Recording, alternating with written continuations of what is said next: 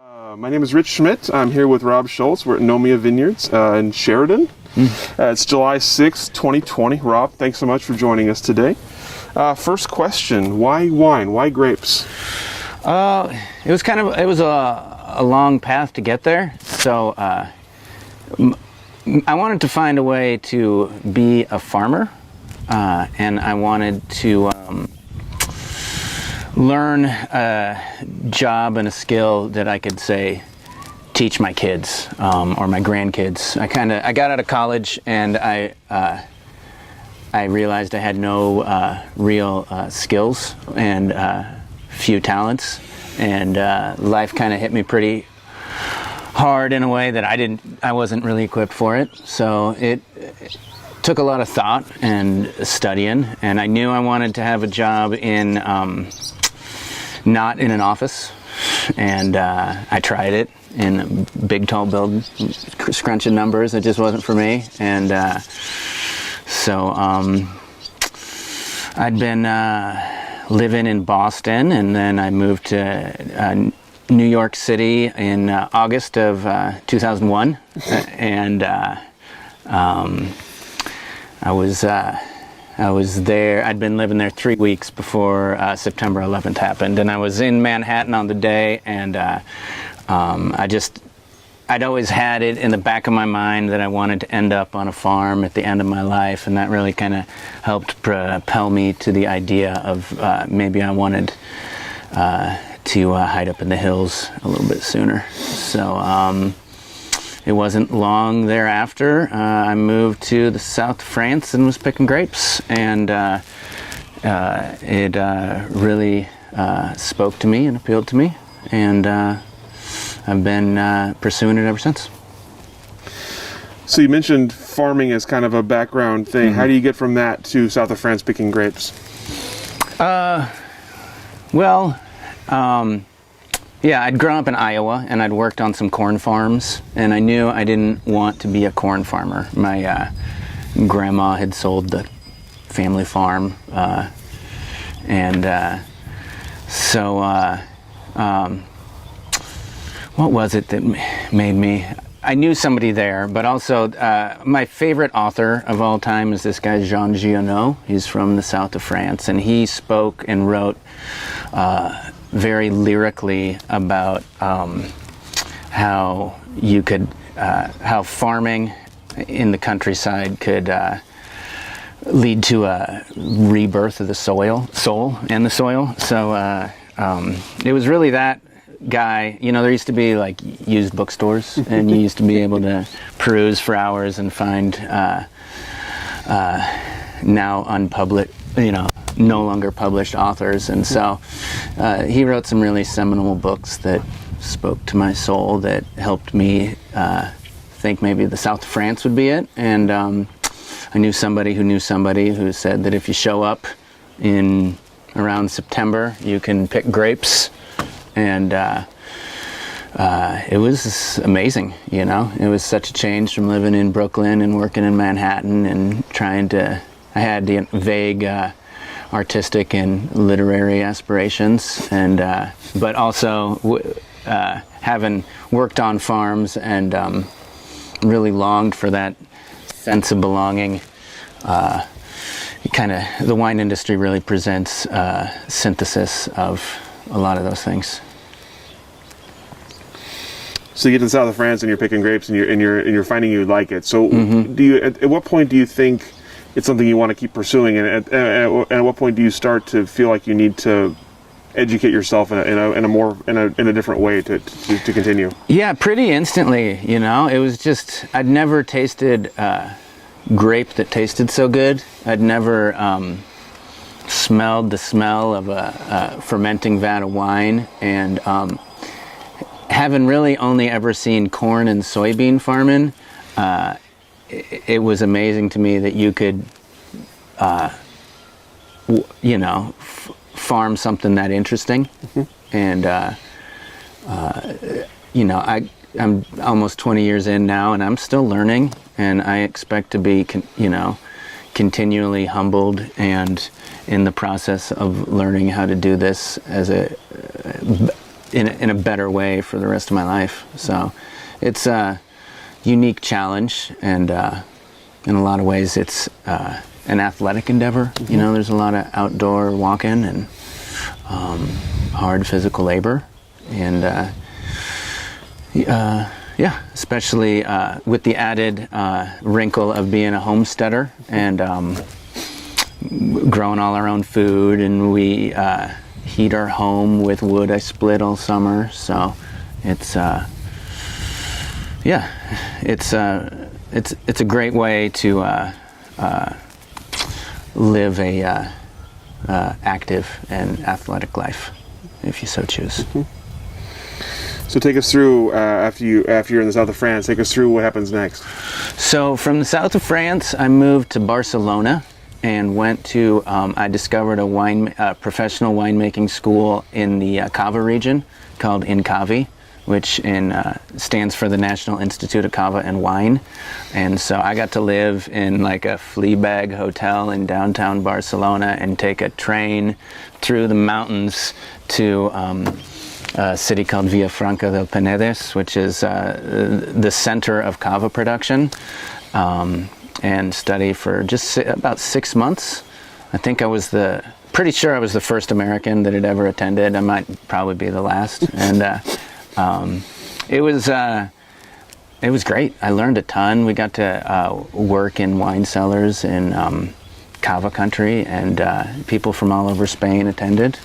And I did, after knocking on cellar doors, quickly realize there weren't too many wineries that really wanted to give an American kid a learning position in the wine. They had people who knew what they were doing there, and so from there I moved to Sonoma, California, where I kind of put myself to work and started learning in the field. I had hoped, my plan was to attend UC Davis. So I stopped in Davis on my way out and figured out the prereqs and what I'd need to do to apply. And they had a job board, and I saw a listing for Harvest to work in the laboratory at Ravenswood, which at the time was like 1 million cases, a bottling line that never shut down. And it was a really great first gig, and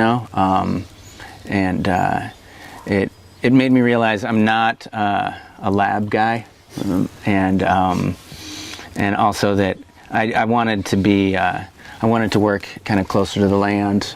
I still had it in mind that I'd like to work in the vineyards, but it's really hard. I didn't know how to get in, So I spent a year at Ravenswood, and then I switched over to a family-run vineyard called Gunlock Bunshu, also in Sonoma, as a cellar worker. It was also cool, hands-on winemaking and right outside the vineyard.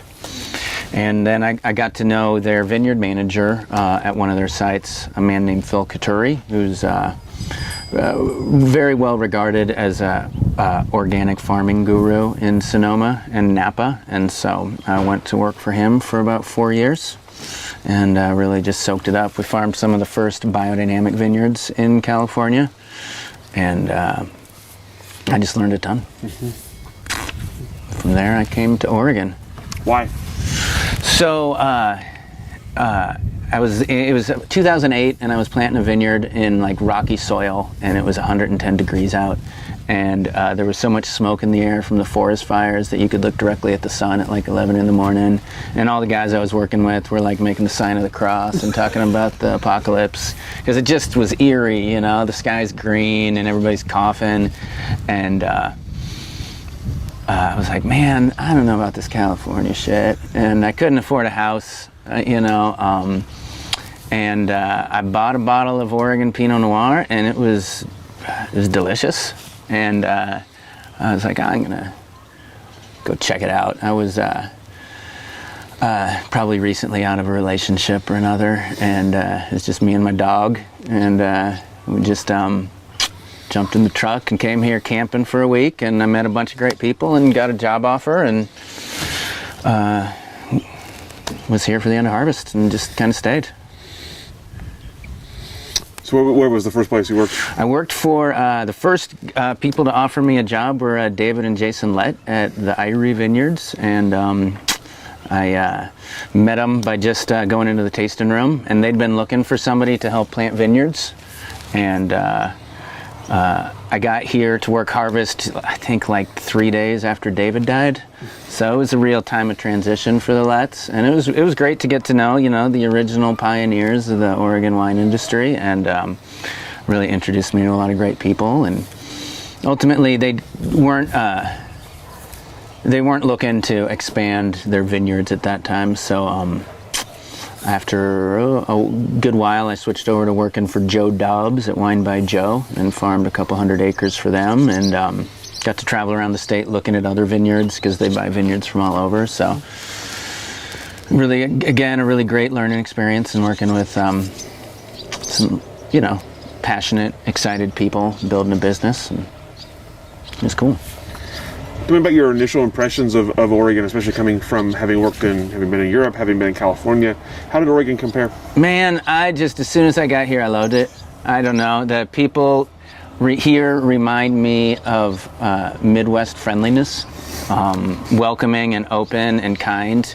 Obviously, there's just more of an open culture where you can call a stranger up and ask for advice on how to do your job, and you might end up with a best friend. You might talk for an hour,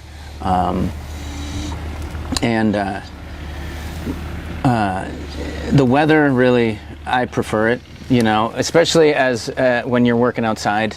My ideal ambient air temperature is 62. Above that, walking a vineyard, you get pretty sweaty and gross. And so I love the weather. It seemed affordable for a working class guy to be able to buy a house and maybe someday a farm, if it all works out. And it's just great here, and it's way less flammable than California. It seems like I could see the way it's going in California 12 years ago, that the place is just a tinderbox, and it keeps getting warmer and hotter, and forest fires are more frequent every year. So I feel like in a lot of ways Oregon pulled me here by what it's like, but also I was pushed here too, as I've always been fairly alarmed about climate change and the way things are going, which is why I'm attracted to organic and regenerative farming, and why I've dedicated myself to it. And I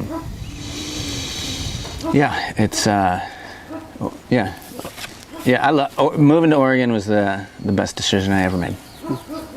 But nobody else should move here. It's all full.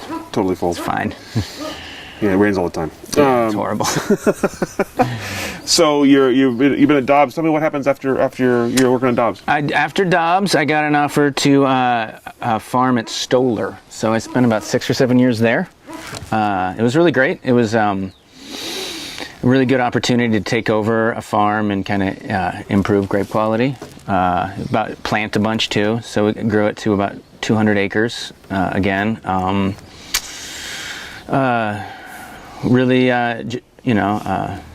Bill Stoller's a kind, good person, and is a very centrally located and obvious vineyard. So, everybody drives past it, so everybody can see whether you're doing a good job or not.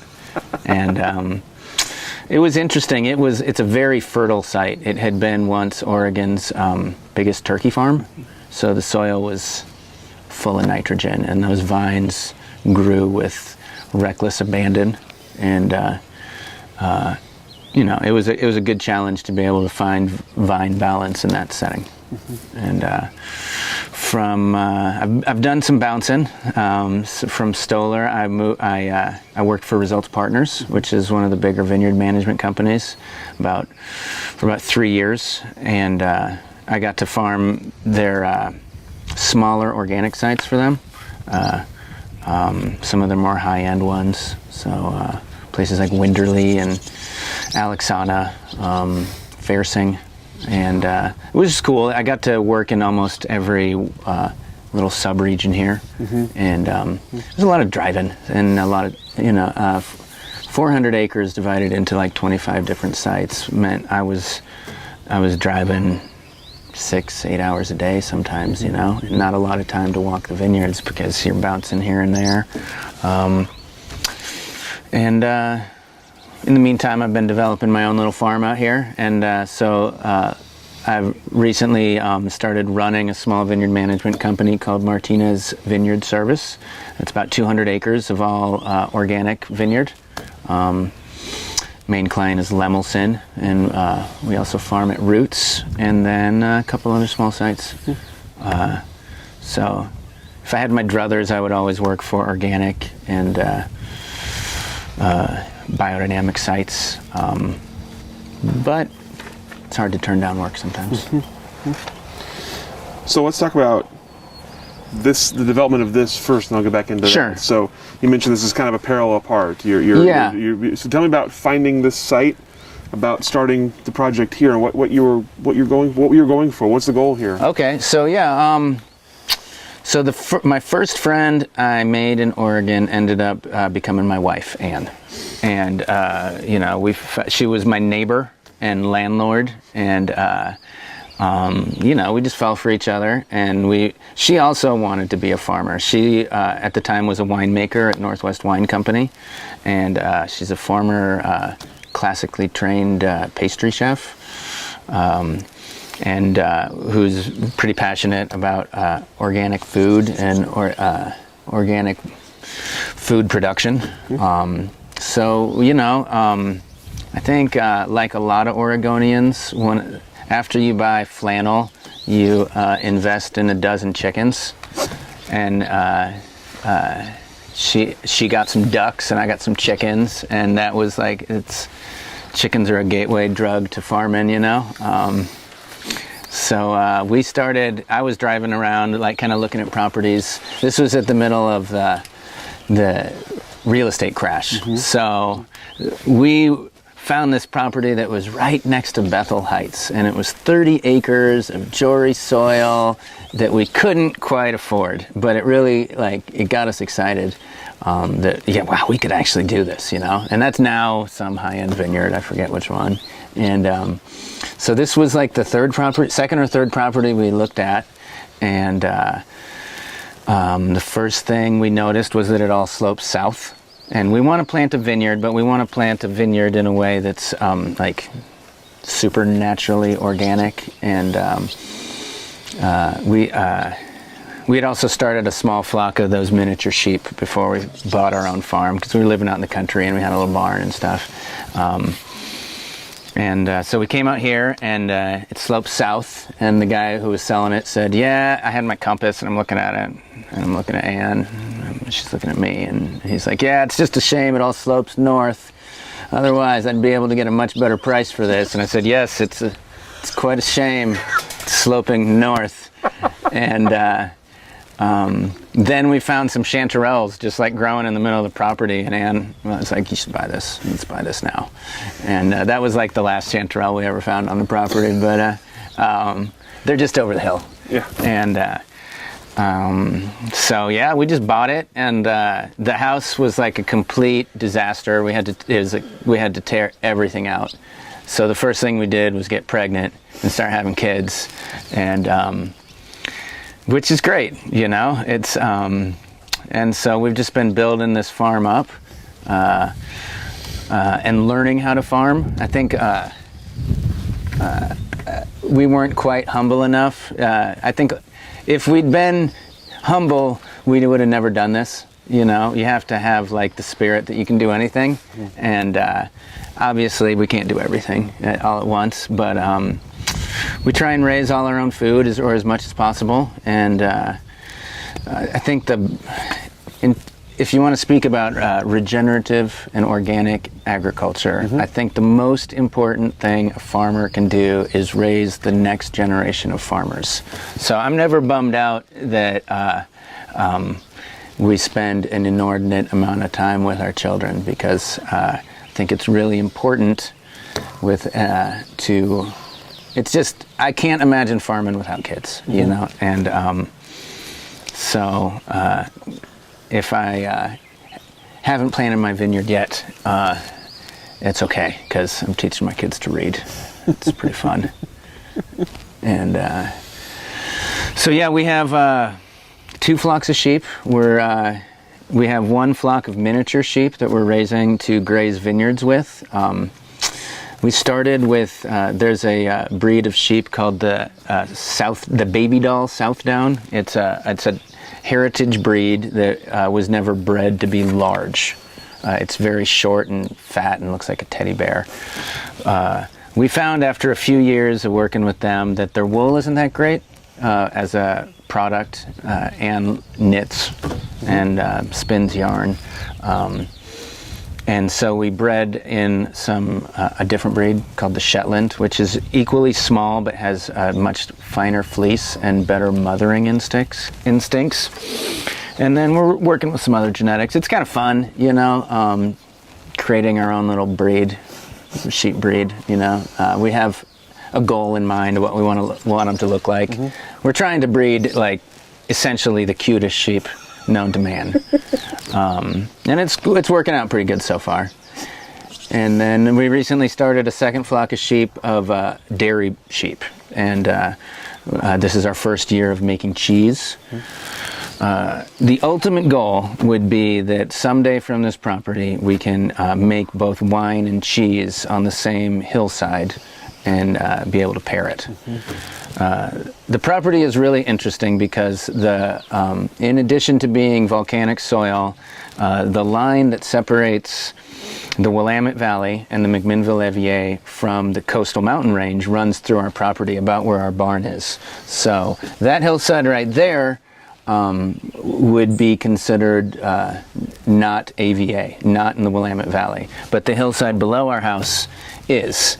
And it's really, we do have a rain shadow here where it's often raining below our house, but you can stand in front of our house and it's dry.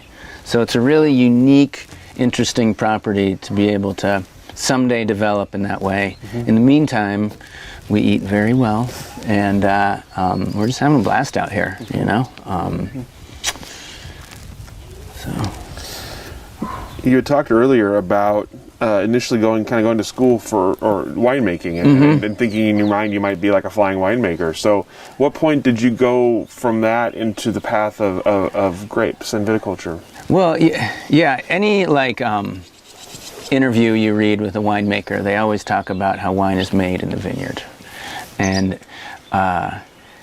having always wanted to be a farmer, it was always kind of my goal to do both.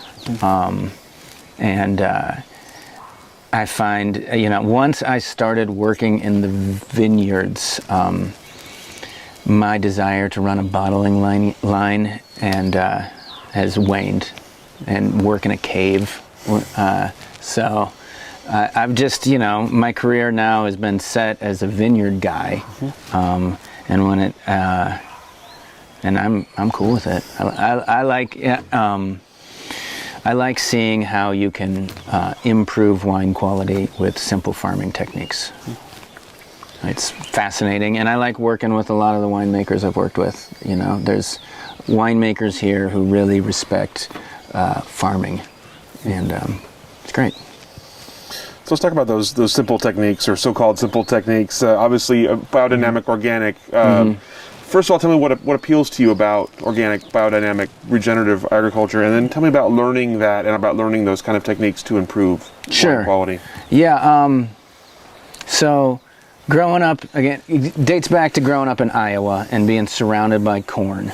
And if you haven't lived there and seen the environmental impacts of industrial agriculture firsthand, you can read about it and you can watch documentaries, but early on I was pretty aware of environmental concerns, and I think it was in college I realized the river that ran through my town that was green and murky, and nothing lived in it except gross carp, had once been crystal clear, and teeming with life, and the natives had been able to like dive to the bottom and gather clams and mussels. And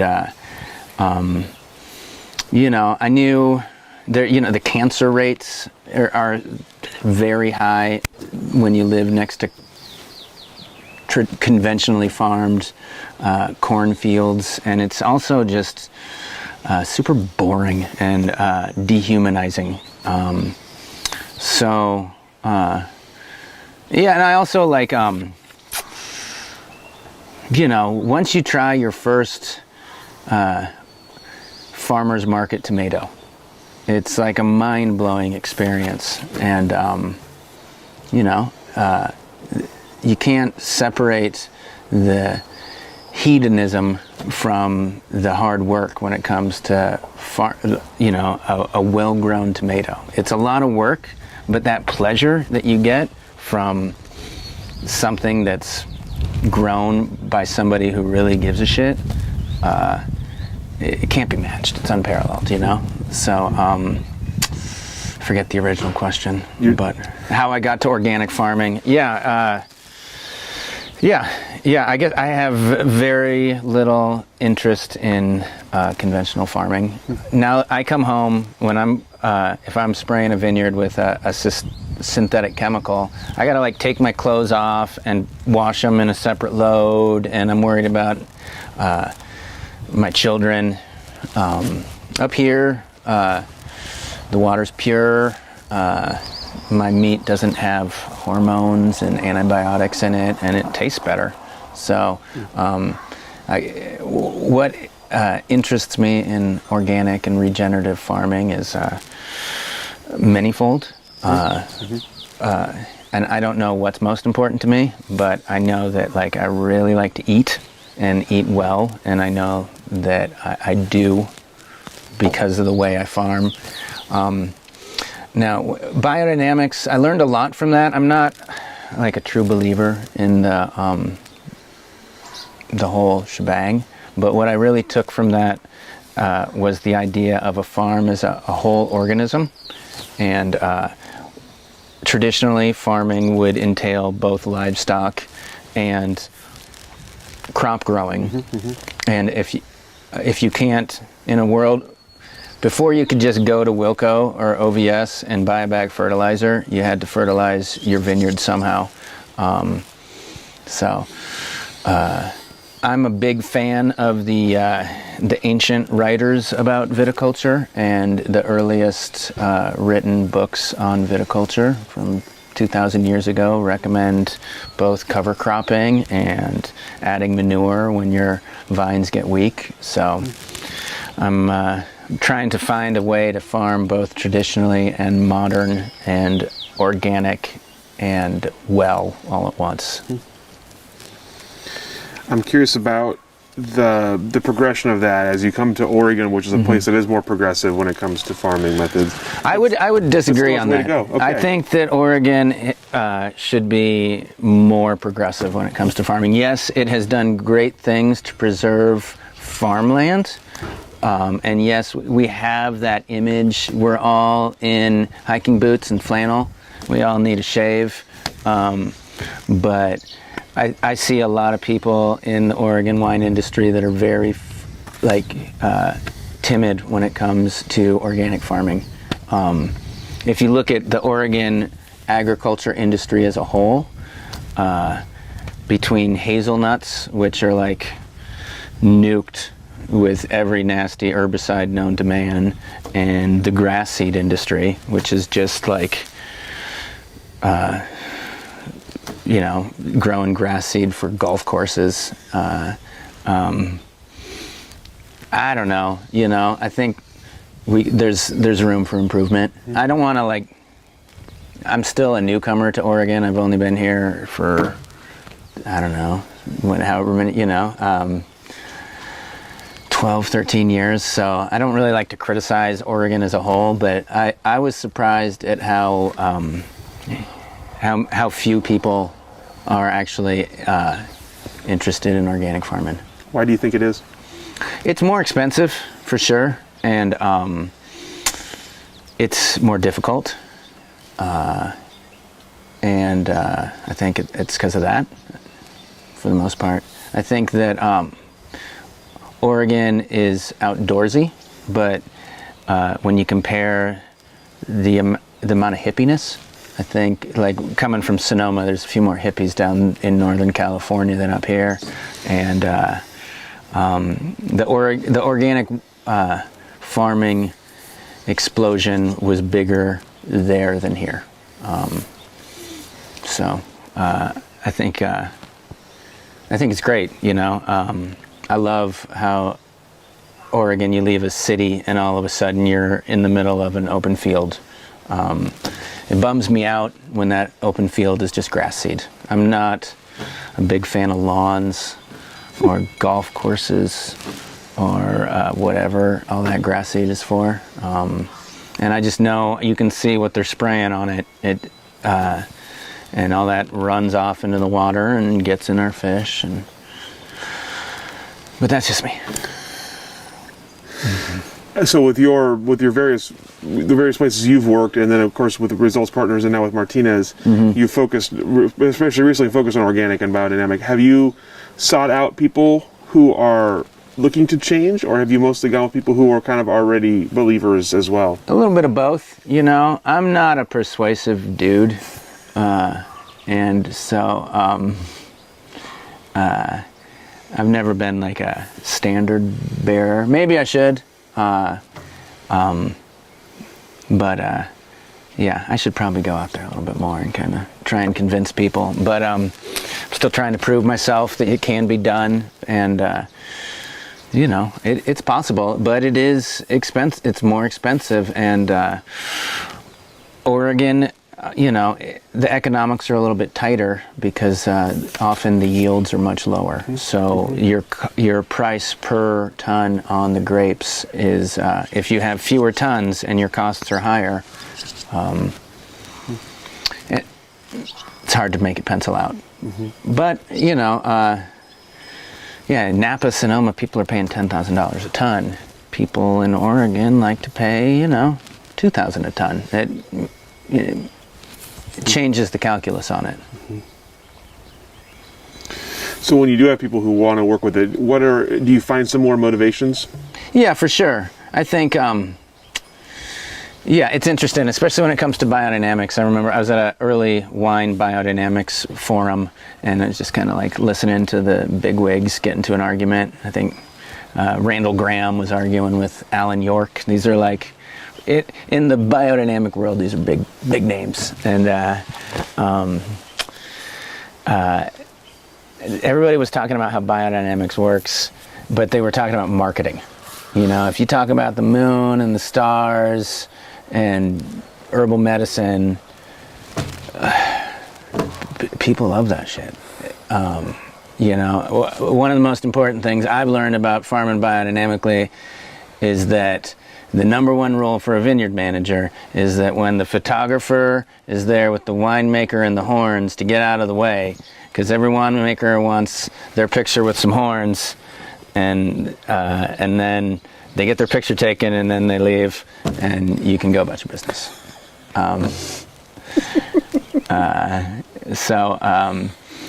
But yeah, so I think there's some of that. People want that kind of like green label, but I think there's also just some people who are passionate about wine that's pure and true, and farming that the right way. And you know, there's more and more evidence out there that these synthetic fungicides that you spray on your grapes end up in your wine. And there's going to be a reckoning as the consumers become more aware. It's already happening, you know. So and then, you know, there's more and more evidence that herbicides cause cancer in farm workers. So I think people, as they are becoming more aware and they care about people, I think you're going to see more of this. From a purely wine point of view, if someone asks you what's the difference between conventionally farmed grape and an organic biodynamic grape, what is the flavor? How do you describe the difference? What is the difference in the flavor of wine? I would say that it's hard to determine, but there's real evidence that show that organically farmed grapes can lead to more complex wine, especially in the hand of the right winemaker. So much of what you do in the vineyard can sometimes get hidden by winemaking decisions that often I wonder how true it is that real good wine is made in the vineyard, you know?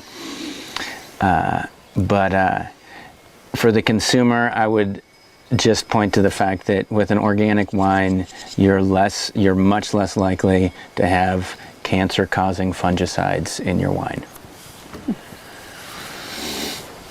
So you named your vineyards here vineyards to be Nomia. Mm-hmm. Tell me why. So a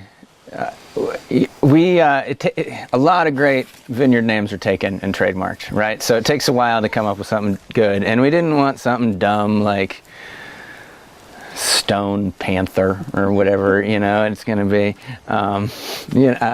There's just a lot of generic names out there.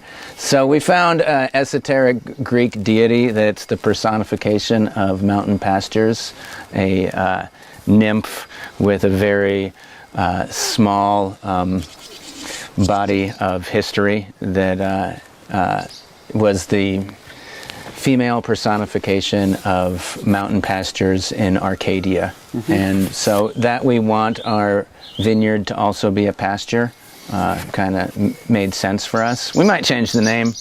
We'll see. You know, I think we let the trademark lapse, but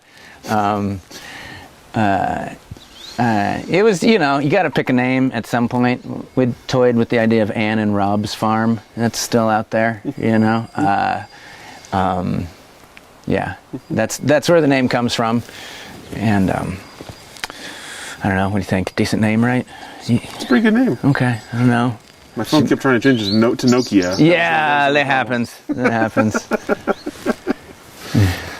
So you talked about the kind of being out here, doing everything kind of holistically on the farm. Tell me about the mixture of raising family, raising a farm, having a business outside, balancing all of that. Man, it's tough, you know, and I really thought I'd plant the vineyard in the first couple of years of moving out here. And once we had kids in that first year, that, you know, Anne really said, hey, listen, you can have this farm and this vineyard, or you can have this family. You know, you got to choose between. I was coming home and building fences and getting ready, prepping ground, and it's just like, you know, I want to be an active parent and a part of my kid's life. So if I don't mow my lawn or weed my garden, but I get to snuggle with and read to my kids, I'm willing to make that trade. And it's why I have the job now. It allows me a little more flexibility to be with my kids and to be there for them.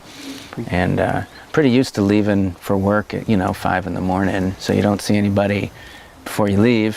And then if I don't get home till 6 or 7 on a spray day, everybody's grouchy and in a bad mood when I get home, and I'm grouchy and in a bad mood. So it's real tricky, especially in the summer months when everything's going on at once. It's really hard to find a balance, and all the successful organic farmers I know don't have kids, or once they do have kids, they get out of the game, So that's why we've never really tried to be like a market farmer and sit at the farmer's market 7 days a week. And we just want to do everything ourselves. And yeah, and then again, I've studied a lot of these handover in generations in the wine industry, both people I've worked for who have kids who resent their father's job for keeping them away from them, and those that reject it because they want to rebel, and then those who've really taken up the mantle. And I talked to a lot of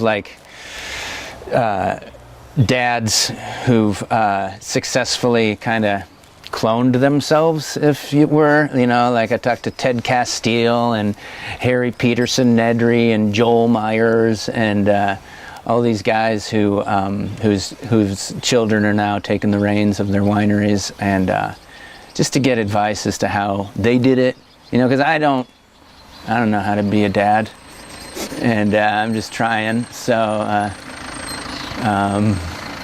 sorry, UPS truck. All good. And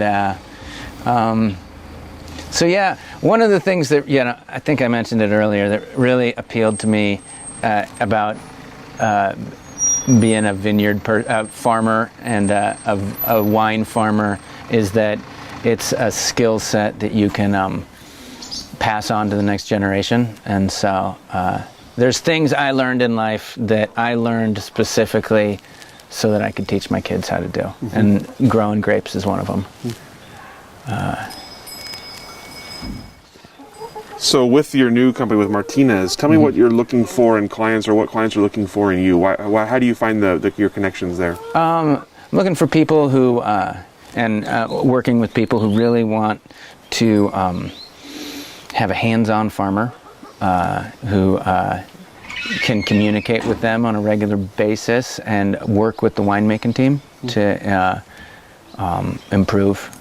That's what it really interests me when you come into a vineyard, that you can grow better wine by just a couple of, some simple fixes. Everything's simple. All that's required is having a strong will to see that it gets taken care of and done. So I'm looking for, I'm looking for good clients that are good to work with and respectful. I think being that farming is kind of in the trades and you're often dirty and kind of stinky, it's pretty easy to not respect somebody like that. I've found that there's just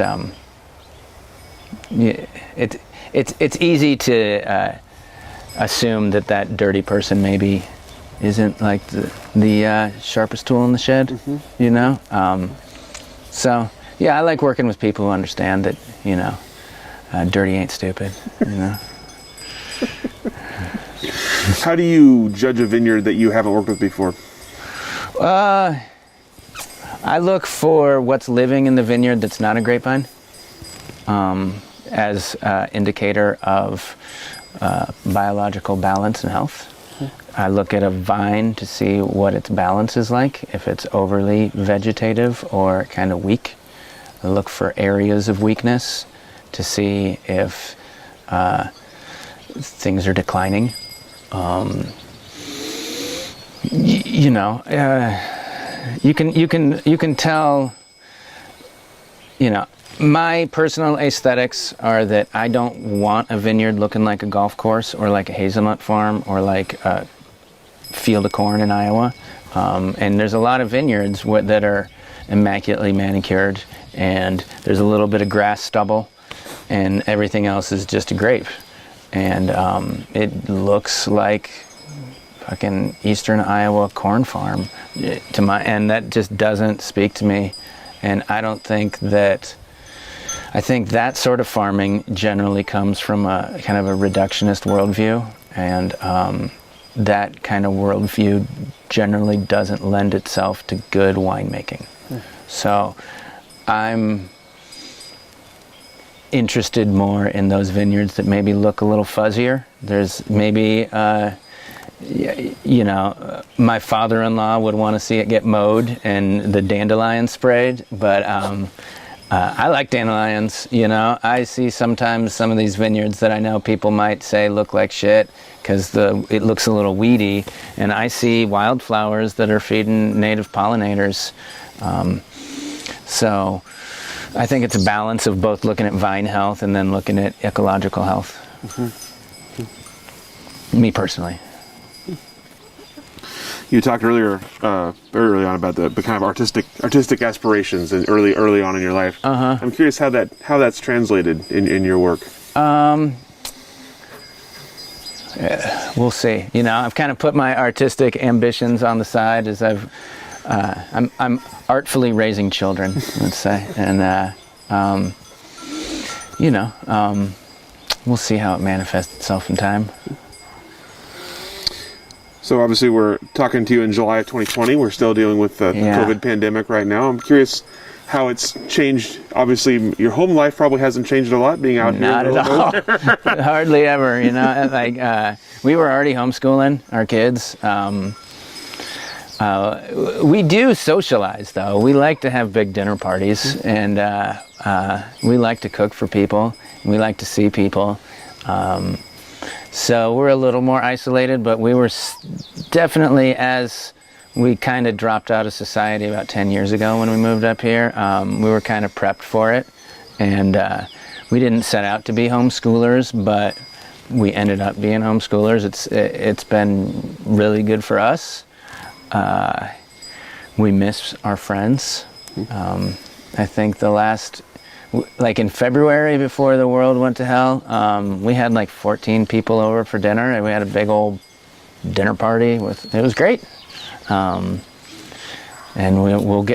maybe we'll get back there someday, you know? We'll see. It's funny though, because pre-COVID-19, we used to get, when we'd hang out with our friends, they'd be like, when are you gonna move back to town? I mean, geez. And they're the ones who've been calling us up and asking if we have any meat to sell, and you know, like, so, I don't know. I hate to be like a doom and gloom guy, but I think this is just the start, and I think that we're in a cooler spot in a warming climate. So I think in 20 years, when they say that we'll have a climate a lot like Sacramento and McMinnville, and which will mean that maybe Pinot Noir isn't the right grape for most of the Willamette Valley. We're about 10 degrees cooler up here in the mountains. So our initial goal was to grow grapes for sparkling wine. We'll just see what happens in the next little while. So it's going to go quick, and we'll see where it's hard to make concrete plans when the world is in flux and everything's on fire. Seems like, but yeah, no, it hasn't been much of a change for us, you know. What about on the work side of things? You know, we give each other space more in the vineyard, but everybody gets a row in between them, and we clean the bathrooms a little bit more. But no, you know, farming is an essential activity. It's got to happen. You can't just not farm a vineyard and expect to grow grapes. If you don't farm your vineyard, your neighbors can sue you, because you're now likely to grow fungal disease that then spreads to them. So there were, at the start of this, a lot of vineyard owners, client of mine included, who really thought about just mothballing their vineyards and doing minimal farming. When the economy tanked and everything went crazy, they just I understand where they were coming from. Luckily, it seems like everybody's buying more wine online. And man, the tasting rooms are packed this past weekend. I don't know if you saw them driving around. So, I mean, people are wearing masks, and I don't know if they're drinking out of straws or whatever they're doing. But yeah, I mean, our lifestyle, homesteading and homeschooling, hasn't changed much. We're already doing the thing. So you talked a second ago about Oregon wine future and climate change and the effects it might have. What do you see? Obviously, I know you say it's hard to make plans when things are in flux, but what do you see as you look ahead for Oregon's wine industry? What is going to happen to the industry? You know, if I were a betting man, I would say that we're going to be changing varietals, varieties, I guess. And I don't know. When I was at Stoller, I could get Syrah ripe at 25.5 bricks. That leads me to believe that we could probably, in a warm year, get Cabernet ripe in the valley, in the warm spots. Mm-hmm. That generally means that you're kind of getting out of the sweet spot for growing truly epic Pinot Noir. Pinot Noir wants a cooler climate, best expressed its characteristics in years that it struggles. there haven't been too many years since I've been here where the grapes struggled to ripen and develop flavor. Just a couple. 2010, 2011 were pretty cool. Seems like almost every year has been warmer since. I think you're going to see the attractiveness of Oregon land prices. You're going to continue to see the trend of big companies, both from California and internationally, coming and putting down a few hundred acres of grapes. It's doable. If I can afford 20 acres, what can Gallo afford? They're not here yet. I heard they're looking. For 600 acres. They'll get here. So I don't know. I think in a warmer climate, though, you can increase your yields. So it can make wine more affordable. What's really held Oregon wine back from really reaching the masses is that it's very hard for us to produce a bottle of wine at $20 and under. So we're competing. Like, before I entered into the Oregon or the wine world, I would have never spent over $12.95 on a bottle of wine. It just wouldn't have occurred to me what sort of hedonism that would be. I was also like a 20-year-old dipshit, so what do I know? But so I think, if you can get 4 tons to the acre, which you can in warm years, you can start looking at a bottle price that's more democratically priced. But we're still just a drop in the bucket when you compare us to worldwide production. What about for you? What's in your future? What's in the future here? Obviously, you have a vineyard plans on the somewhat distant horizon. Sure. Hopefully not too distant. We are talking to companies to come do a little bit of groundwork for us and start laying out things. I'm just happy watching my kids grow up, developing a new breed of sheep to be the cutest sheep in world history. I think cheese is the next wine. I think you're going to see more cheese making. There's already one really great cheese maker in Briar Rose, who you haven't talked to yet. You ought to. They're great, really nice people. I think the complementary industries as well. The restaurant world is improving out here. Hospitality is getting there.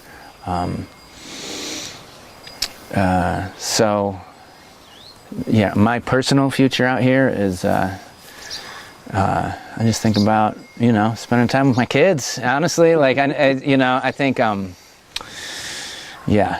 a lot of great men who accomplished great things raised pretty shitty kids, and I'm not going to do that. So.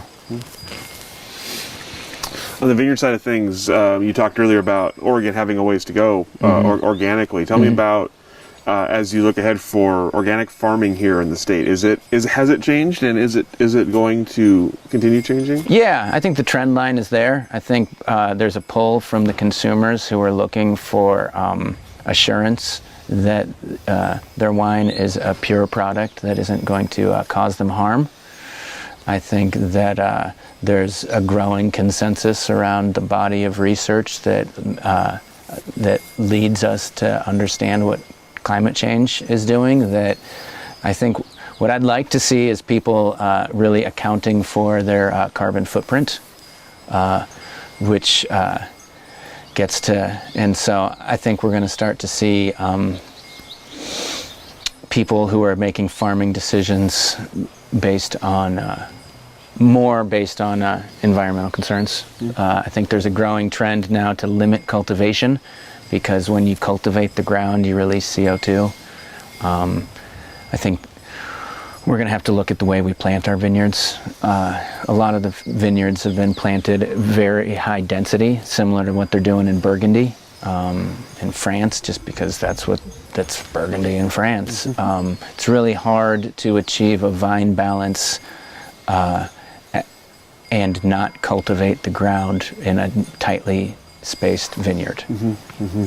So I think that we're now able to look at a lot of the decisions that people have made over the last few decades of Oregon wine being developed and look at it with, clear eyes, and maybe, with the assurance that we kind of do know what we're doing now, and we can start looking at the decisions that were made to plant just like they do in Burgundy with different soils and different conditions, that maybe we can start making some better informed decisions that allow us to farm more ecologically and better. I think that, there's nothing but potential here to grow wine as good as anywhere else in the world, and I think people are doing it. I think there's some great wines being produced here that taste as good as anything from any other country, So we'll see.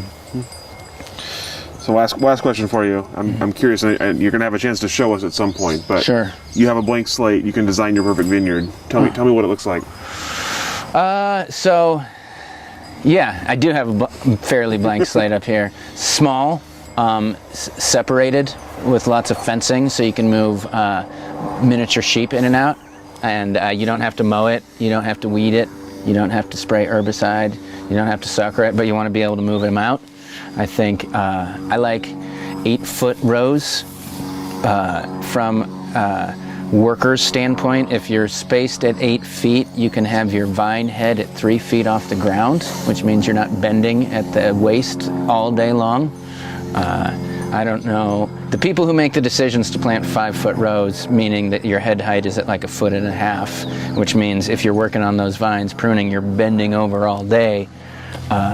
We need to talk to those people and have them come prune for a winter to see what that does to their back, So I'd like to see more ergonomically planted vineyards, more ecologically planted vineyards, and a blank slate here. It would.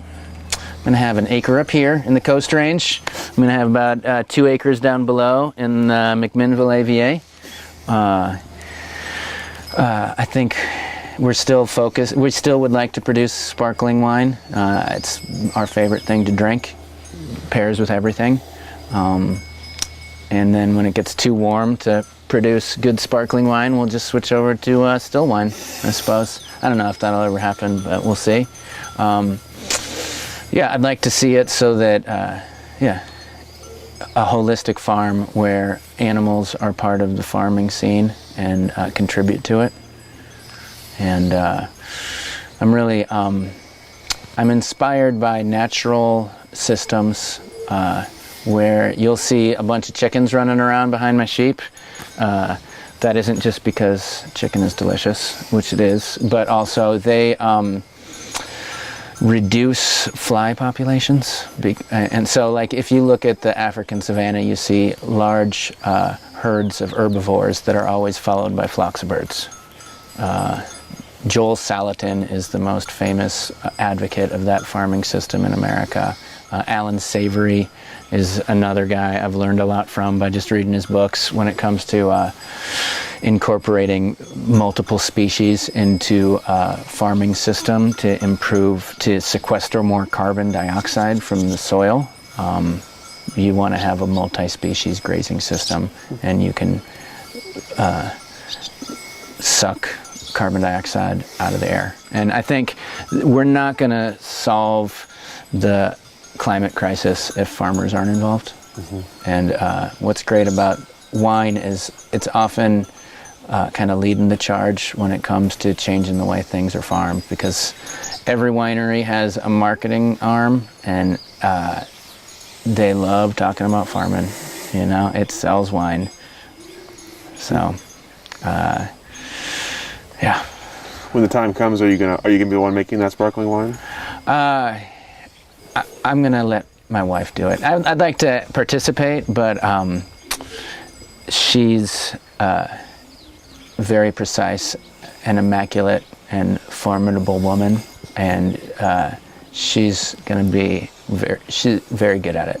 You'll try, when this is done, you got to try her fresh mozzarella. Every day she milks our sheep and makes cheese, and we're now starting to age the cheese. So eventually we'll have a cave here, and we can pair wine and cheese from the same property, and it'll just be like hedonistic, but also a hard-working homestead. Love it. All right, that's all the questions I have for you. Great. So anything I didn't ask that I should have? Anything we didn't cover today that we should have covered? No, I got plenty of life stories we'll keep private at this point. For the next time. Sure. Next time, maybe we'll have wine to serve, and you can speak with my wife and kids. Absolutely. They're interesting too. More interesting than me. I'm just the guy with a job, so. Yeah. Perfect. Thank you so much. Thank you for your stories today, for your time, and for hosting us out here, and sure. let you off the hook.